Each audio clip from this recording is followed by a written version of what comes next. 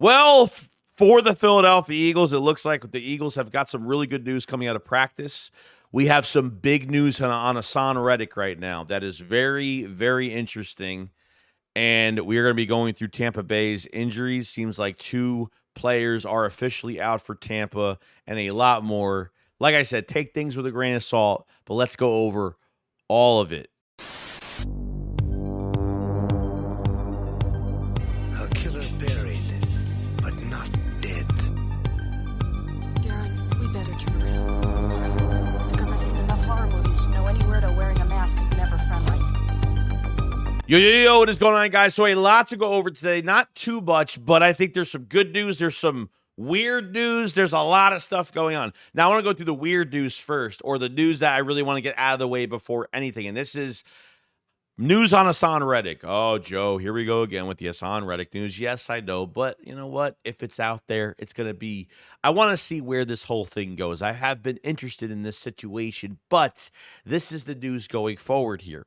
Now, we're going to go over the report, but this was the news coming out of WIP, obviously from Jets reporter Richie Chimini, whatever his name is, says, quote unquote, Reddick is so frustrated with the Jets situation, and of course he did request a trade in August, so frustrated that he wouldn't mind going back to Philadelphia. Again, heard it from a little birdie, take it from what it's worth, okay? From big following from Rich, got a big following with a lot of news there. Now, I want to go through this report. Now, this was from the flight. What was the podcast called? It was called I'm trying to find the name of it. I just had it. The Flight Deck podcast that was streamed on 9/25/2024. Now, I want to read a little short thing from his podcast quick, and then obviously give my thoughts on it. Now, quote unquote, Bryce Huff, probably one of the more disappointing free agents in the NFL right now, and get this, 77 snaps right now on defense. Only one tackle, 0 pressure, 0 quarterback hits, 0 sacks. So essentially, he's done in 77 snaps again, 80. What Haason Reddick has done with no snaps, which is nothing. I don't think that it's an indictment on Huff. I mean, we know he's a good player. So I do believe the Jets made a mistake by letting him go. It's just that he's not a good fit in the Eagles system. And clearly Vic Fangio, their defensive coordinator, has not embraced Huff. And so that's how the Eagles, they screwed up that signing. They've taken a good player and they're misusing him. Sorry. Quote unquote, could he get traded to the Jets? Let's put it this way. A little birdie told me that Reddick, I don't think, would be opposed to something like that. I think Reddick is so frustrated with the Jets situation. Of course, he did request a trade in August that he wouldn't mind going back to Philadelphia. Again, heard it from a little birdie. Take it from what it's worth. Could that trade happen? Reddick for Huff. Boy, that would be one of the most bizarre trades in the NFL history. A lot of things would have to fall into place, which makes it kind of far-fetched, but it is an interesting situation to look at nonetheless. End of quote. Okay, so this is a lot to take in. I need to see more from Bryce Huff. I think we all do moving forward. Bryce Huff has done nothing but 2 assisted tackles. In my opinion, it's really been, it seems like Fangio has taken him out of position, but is it really Vic Fangio or is it really the talent that you signed to big money quickly? Okay, hasn't done anything. The first 2 games, I think, for the Jets, I think Bryce Huff played 41 snaps. First 2 games for the Eagles, he played 62. He's getting more snaps, and obviously he's going to because he's getting paid more money. Okay, you want him on the field a lot more in this so-called rotation. But now, since the Eagles are making a lot more changes to their defense, 4-man, 5-man fronts, Milton Williams is being placed on the outside now for Bryce Huff, and Brandon Graham is moving to the inside. Zach Bond's moving on the edge, and Dean is your only linebacker in that 5-man front. So there's a lot going on here. Now, not saying that Reddick is not deserving of over $14.5 million a year, because he definitely is 100%. The Eagles want to rip the Band-Aid off as fast as possible when it came to the offseason, because they knew, and the reason why they gave him up for nothing, a 26th third-round conditional, they gave him to the Jets for nothing because they knew that they were going to be dealing with a big holdout from Reddick, and they knew that they weren't going to get out of it. So they paid a guy pretty much at, a little bit more, okay? At $17 million a year, $55 million contract in 4 years. Okay. It hasn't worked out. The problem right now is if this trade back to the Eagles could actually happen, what do you do with this contract with Huff? A lot of dead money is going to have to be taken on. Is there a loophole? Is Howie Roseman finding a loophole with Bryce Huff's contract where what if the Jets say, hey, if you pay off just a few $1 million of his contract, we'll give you Reddick right off our hands and we'll both be happy. Why isn't Bryce Huff even showing a little bit of flash right now? I mean, nothing. I think the only good play that Bryce Huff had in that Saints game recently, because we have to go by game to game here, is that the first play where the tight end and the tackle went out to double team on him, Nakobe Dean came up to really fit on that run to the right side, and I thought he did a really good job. And other than that, I didn't really see much of anything else, to be honest with you. 16, 17 snaps for Bryce Huff in that Saints game, and pretty much Milton Williams took his spot on the outside and added more of a bigger front there. So, with Howie Roseman and Joe Douglas have a really good relationship. If Reddick is like, if I'm going to go back somewhere and play on my current contract, where am I going to go? Where else would he actually go? Unless there's another team out there that's willing to give Reddick what he wants. If it's $25, $26 million a year, I don't know if there's even that many teams out there that are willing to pay him. Why were there other teams out there that had interest in paying him the money that he wanted? I don't know, because Haason Reddick turned 30 years old this month, and paying him that much money, and I get it. Statistically, he's great. Statistically, he's got to be a pure edge rusher. There's years where the Eagles used him in coverage 25% of the times during the season, and we thought it was really a big waste, especially in 22, Super Bowl year. They used him 25% of the snaps in coverage mid-season, and then they stopped with it and made him more of an edge rusher later on. 70 sacks for that defense that year. But, man, would Reddick make a huge difference for this defense right now. I mean, imagine just having Reddick and having Jalen Carter and the havoc he's bringing, the chaos he's bringing as of right now. It's very interesting. This would be one of the most bizarre moments for the Philadelphia Eagles and history for a trade. You trade a player and then trade for him back. It would be one of the most weirdest things that ever happened. But if Reddick is willing to come back, regardless, if the Eagles try to figure out this Bryce Huff contract, they figure, you know what? You're not keeping Bryce Huff and Reddick, if that's the case. You're going to trade Reddick back. Trade Bryce Huff back. Bring Reddick back to the Philadelphia Eagles. Figure out that contract first.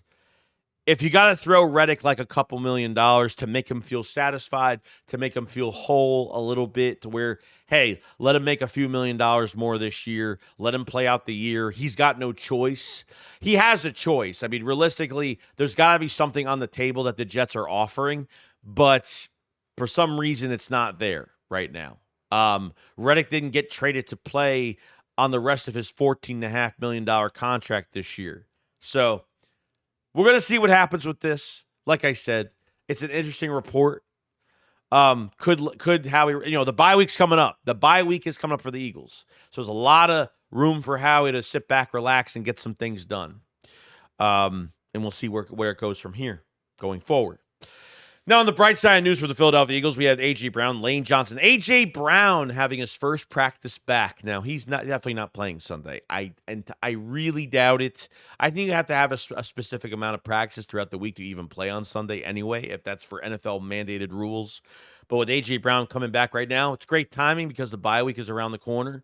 And we need both of our top receivers back. I know A.J. Brown has been edging to come back because he looks like he's so, not miserable, but, he's just like, man, the team is struggling. They need my help. I can't do anything. Like, it's just one of those, it's just how he feels.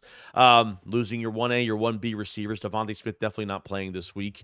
But Lane Johnson, okay, practicing, or at least limited practice, back from concussion protocol, it looks like. So that's really good. And to be honest with you, I feel really good Fred Johnson playing this week. I don't know why, but saw a report yesterday on why Statlin's not giving up on Fred Johnson, that there's something there with him. And I feel like there is. He had a really, really good game. Him and Tyler Steen had fantastic games. I had a fantastic game on the right side. Thought it was really well.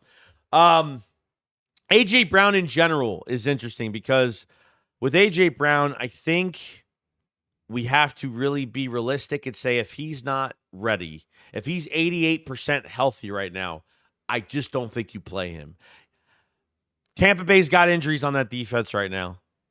It doesn't help to lose Devontae Smith and AJ Brown, but I don't even if AJ Brown has even 0.5% being uncomfortable, tightness, or any type of just being uncomfortable with his body in some case, shape or form, you do not play him in this game at all. You got to keep these guys healthy all year. You have an early bye because after this, that's it. No more bye weeks, no more rest. Maybe from a Thursday to a Monday night game, a Thursday to a Sunday or whatever it is, you have a day of extra rest. That's the most rest you're going to have. So got to stay healthy throughout the year. Get these guys 100%. If the Eagles can come out of this Tampa Bay game 3-1, man, fantastic. This would be a huge win going to the bye week. We can relax and get these guys healthy. Sidney Brown comes back, see what they do with him. And he's been looking really good at these practices, or literally practicing on his own on some of his runs and practicing on his blitzing. And he was doing a lot of things off field, which I was really happy about. So a lot of news going on there. So don't expect A.J. Brown to play. And Lane Johnson, we'll see what happens with that in the next day or today, as we'll find out news going down the line. Now, big injuries for Tampa Bay. Now, we saw that long list. We've seen that long list. You thought we were hurt. My God, look at this team right now. It's really insane. Kalijah Cansey and Antoine Winfield Jr. Will be out of this game. Big-time safety. Obviously, one of their DTs is out. Vita Vea is dealing with a knee injury, has been having light practice, so he's not 100%. He will not be 100%. A lot of guys will not be 100%. It's going to be a wet day. Get the run game going. They lose their top safety, so now you have to figure out, let's see if they can get the short passing game going, and if they can get some things happening in the second level and open space. I think big plays are going to happen in this game on Sunday. I think both teams are dealing with so much, so we really can't complain. They can't really complain, and playing on that field is going to be interesting too to see how it's going to be. I know the weather should be cleared up over there, but it will be a wet day.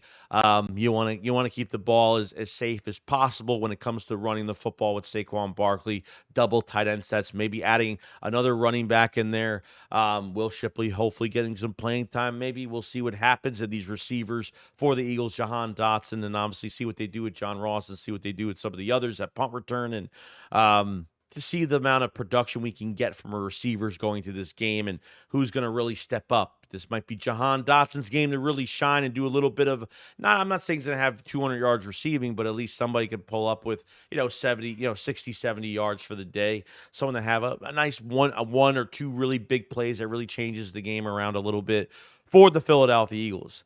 But other than that, guys, that's pretty much it. That is the news. Let me know what you guys think about the Haason Reddick stuff going on. Let me know what you guys think about, obviously, the injuries going on with A.J. Brown and Lane Johnson coming back from concussion protocol, and what does that mean going forward for Sunday and going to the bye week. Kalijah Cansey, Antoine Winfield. Heard nothing more than this, but there's guys really banged up that some of these guys have to play in this game on Sunday. So I don't think a lot of those Tampa Bay players are even – a lot of players are not 100%. This is every team. This is just how it is. But when it's reported on an injury report like that, yeah, it's a little frustrating, no doubt, coming to that. So other than that, let me guys know what do you guys think, and I'll see you guys in the next one. Make sure you subscribe to the channel, like the video, helps the channel tremendously, and get 150% deposit bonus on your first 3 deposits up to $2,000. Promotional code YouTube150. Start betting on the Eagles. You'll win a lot of money this year, and definitely check out BetUS. I want to thank BetUS for sponsoring this video, and I will see you guys on the next one. Shakes what up, follow, so peace out, guys. Peace.